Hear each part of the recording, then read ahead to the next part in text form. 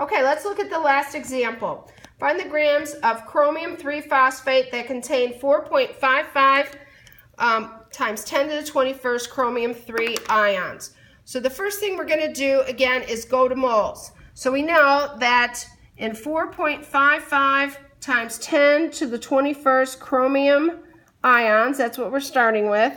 You notice I fill this out because otherwise it's very easy to lose track of what you're trying to keep track of. And in 1 mole of chromium 3 plus ions,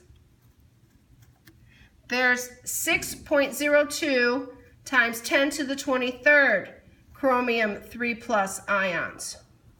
Okay, so now we have to figure out how many moles of chromium ions are in chromium 3 phosphate. So now we're going to go to the next conversion. There are 3 moles, and we use the subscript, of chromium 3 plus ions in 1 mole of chromium 3 phosphate. And then finally, we're going to go to grams of chromium 3 phosphate by using the molar mass. So now I have to calculate that out. I have 3 chromiums, each one at 52 grams. I have 2 phosphate, or phosphorus I should say, each one at 30.97 grams. And then I have 8 oxygen, each at 16.00 grams.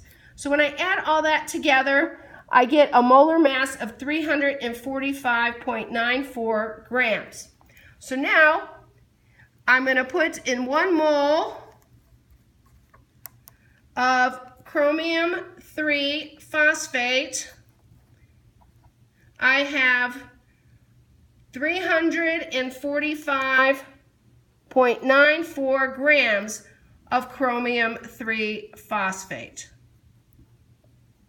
So now I multiply across the tops, I multiply across the bottoms, I divide the top by the bottom, and when I do that, I get 0.872 grams of chromium 3 phosphate.